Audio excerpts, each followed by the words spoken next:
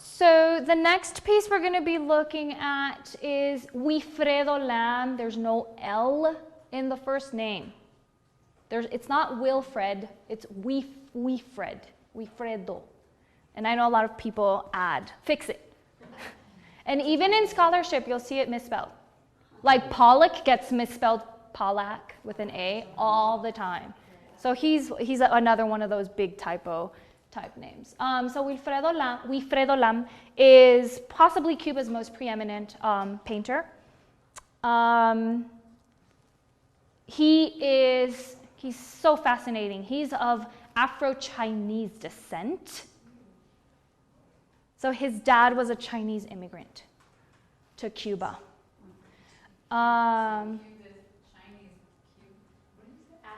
Afro-Chinese. Yeah, so his mother was a black Cuban woman. I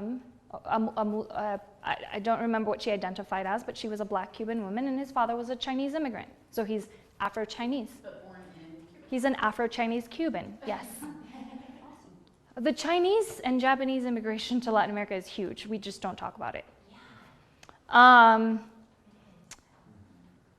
So his dad he's of Afro-Chinese descent.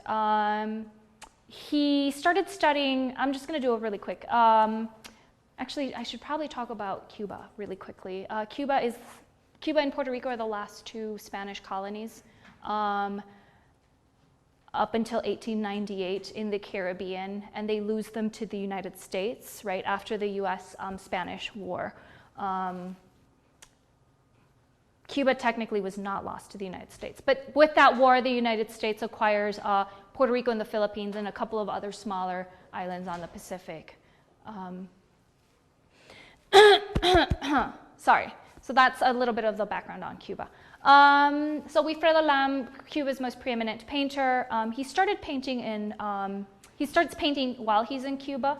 He'll eventually get a scholarship and move to Spain and study academic painting in Spain. At the time, Picasso is exiled in France, and he's a big Picasso fan, so he'll be looking at Picasso. If you look at early Lam paintings, you'll see a very strong influence of European avant-garde in his work. He'll eventually turn it into his very own language, which is what I really love about him. He will move to France, where he gets to meet Picasso in person. He becomes really good friends with André Breton and actually illustrates work for Breton. Unfortunately, he had a really good running while he was in Europe, but World War II erupts. And so a lot of these intellectuals will have to leave, right? We actually have Breton leaving. Breton and Lam actually fled on the same boat to the Americas. So we have Lam returning to Cuba in 1941.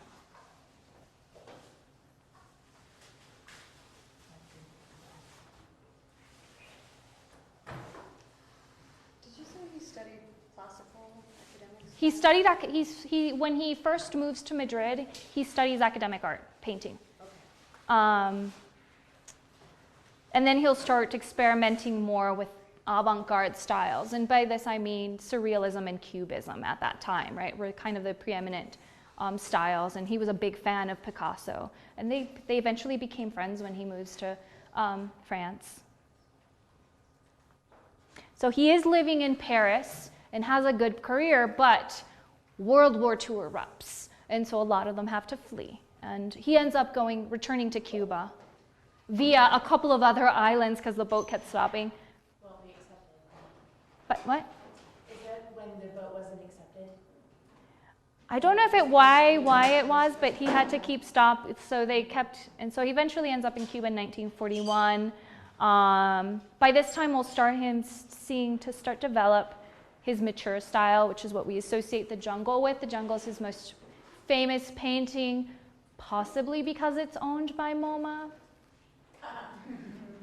right? During the time he returns to Cuba, intellectually, a lot of Cubans are interested in Afro-Cuban history and culture, right? So I had mentioned something similar in Mexico happening. And here we're seeing a lot of interest in African influence in history, in Cuban interest in how that influences present day, at that time, Cuban history and culture. And he'll come into contact with a lot of these intellectuals.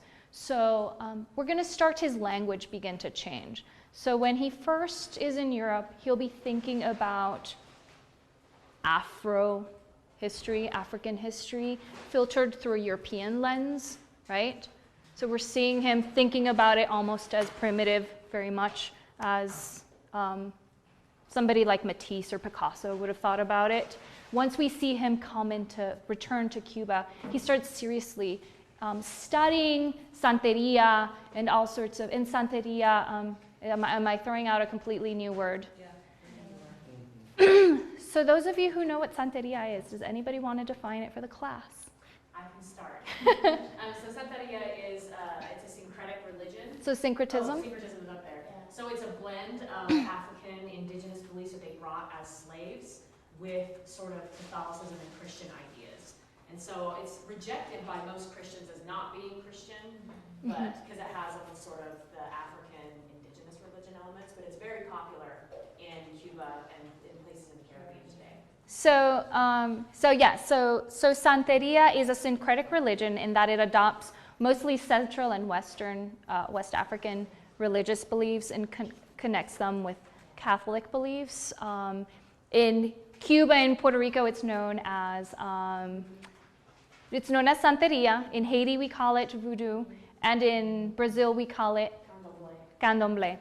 So they're very similar. And there's also la regla de la. There's other smaller ones, but these are the big ones. Can you tell us the last one again? Candomblé. Oh, Voodoo is easy. voodoo is Haiti. So right, we associate voodoo with Haiti in the southern U.S.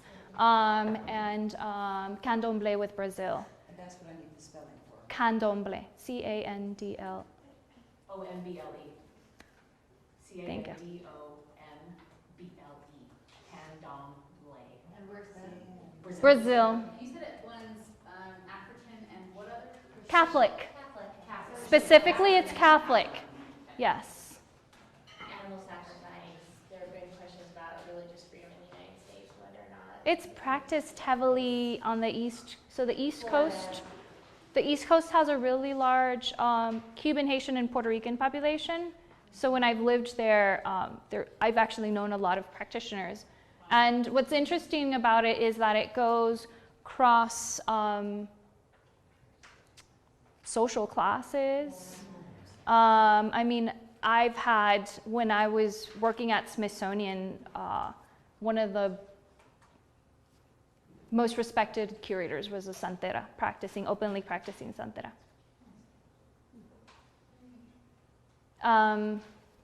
But it tends to be associated more with people of Afro descent. And so he actually starts studying these things more seriously, right? When he was looking at them back in Europe, it was kind of a more romantic, filtered through a European lens kind of take.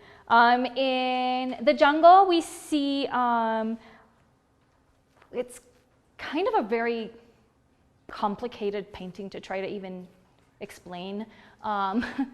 It's titled The Jungle, which we associate with tropical vegetation. But if we actually start looking at it carefully, what we actually see is sugarcane. So if you look at the plants, they're actually sugarcane. And sugarcane in the Caribbean, we tend to associate it being more in the coast. Sugarcane was cut by the African slaves and their descendants. So there is that connection with Santeria and Afro history and culture. It doesn't grow in the wild in jungles, but it's cultivated, right? So it's kind of these odd, contradictory.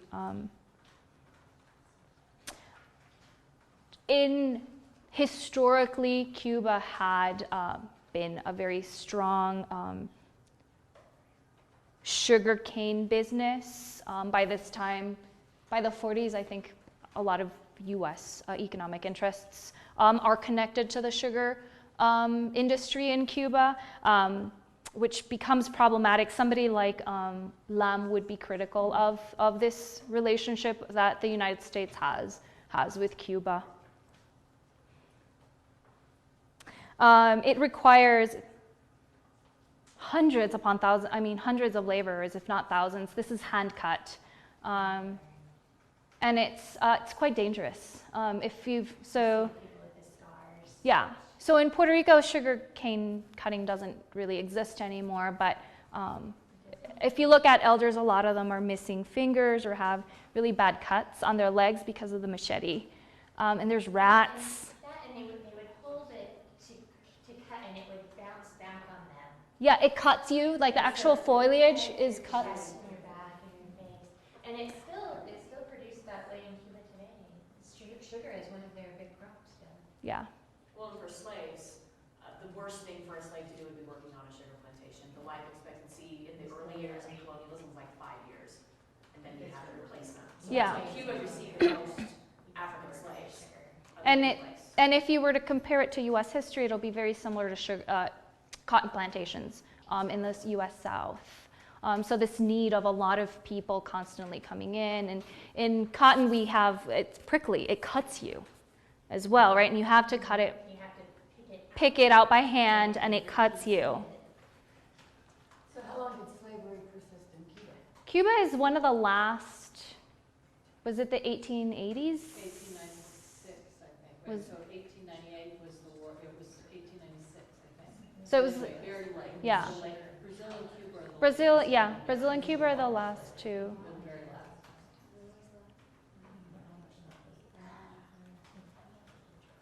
Was this seen as a critique on the sugar cane cultivation? It can be read as a critique on that. From a U.S. point of imagination, at this time, Cuba is very much a playground to the United States, where we have a lot of wealthy absentee hotel or landowners benefiting economically from Cuba, right, exploiting the locals, but also a lot of wealthy patrons coming from the United States to play at Cuba, right? So we have the whole Buena Vista Social Club kind of, I'll go play at the beach, drink, nightclub type scene is really popular at the time. So Cuba is a premier destination at this time for tourism, which is one of the reasons that we have the revolution in Cuba eventually, because there was this discontent between what was considered an abuse of the United States. So just to confirm, I just looked it up. 1886 in Cuba, Yeah. abolition of slavery. In Brazil, it's 1888.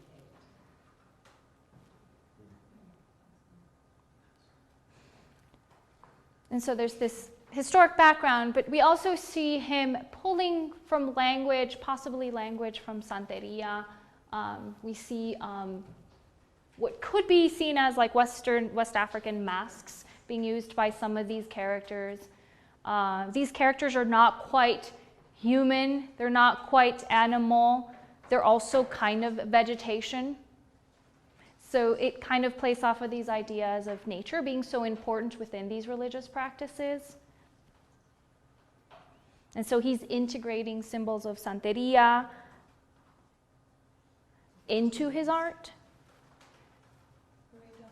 Yes? The image on the far left, that looks like a horse face, 2/3 of the way up, is that a mask? It's got the ears of a horse? I don't see the specific one, but the horse face is very popular in his work. And yes, it makes reference to specific. So if we were to go dig really deeply into Santeria, we would identify specific attributes to the different deities.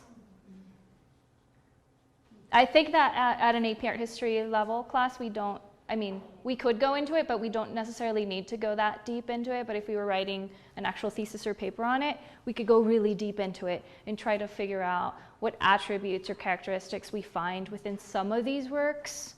Some of them are made up, but some of them he's making very specific reference to different, not gods, but deities, right? So Santa Barbara and the horse comes up a lot. The horse face comes up a lot in his work. So these faces represent different deities? They could perhaps. Mm-hmm. They also look like masks, like the masks if you go to. I would think of chopping sugarcane with a machete, and yeah, I see very clearly it's sort of scissors. There's scissors. It's kind of weird. We're just seeing all these like body parts that don't really come together to create like a full human as we would know it. Does anyone write about, I mean, your connection might be right where we are, but does anyone write about the connection between this and Guernica? That's what I was just. Specifically, what do you want to? I'm not that I can think of off the top of my head, but. Well, I was thinking the horse image, the feet. I mean, the masks that are up in the top. I mean, visually. But would he have even have seen Guernica? It was in New York. It was 5 years before this. Okay, so Guernica. Guernica. So he was friends with Picasso, so he might have seen sketches. There's stylistic, there's some influences. Picasso is actually looking at African objects, right? So if we're thinking about that, Picasso is borrowing language from Lam's background. So stylistically, there are some. The horse, in terms of Guernica, means something completely different. If we were to think about it here. So here, if anyone wrote about it, so maybe there's I no connection being made by anyone. not that I'm aware of, but that doesn't mean it doesn't exist.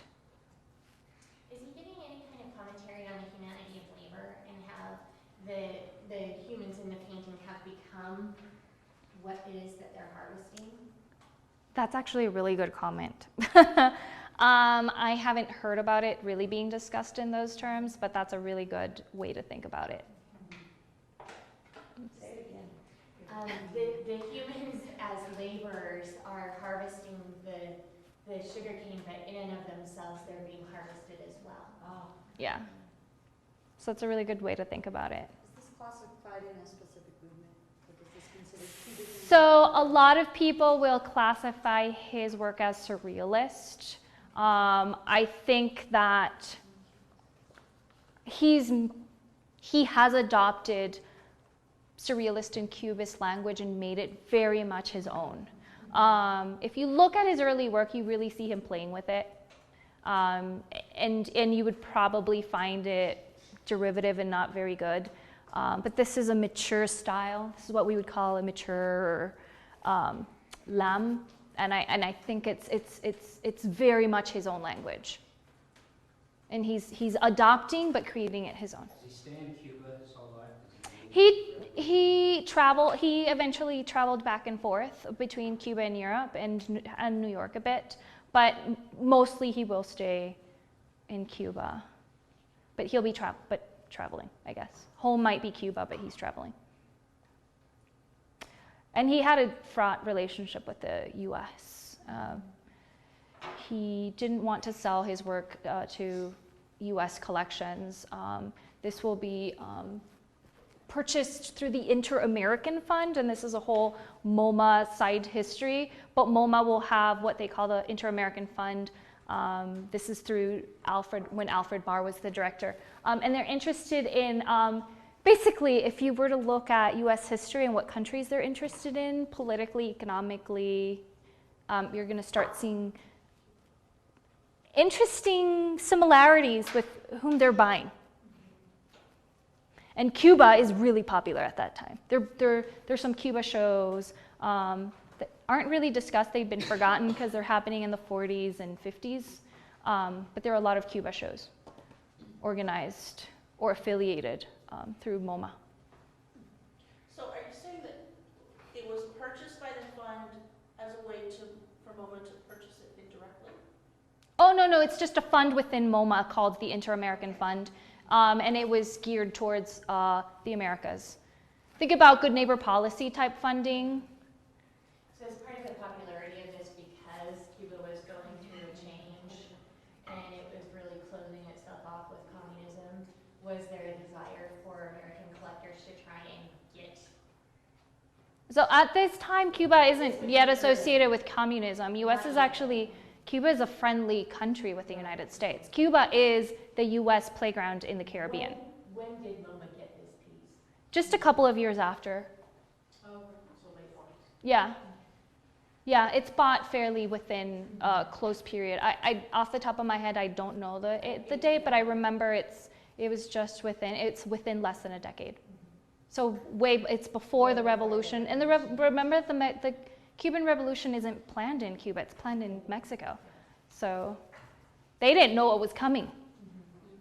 At this time, the US thought that they had their good little friend there that they could, as Lam might say, the revolution. It's the mid-50s. January 59.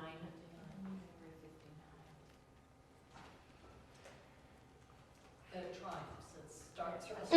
It starts in the, so sorry, so it starts, Castro took power. so it starts in the mid-50s and it ends in,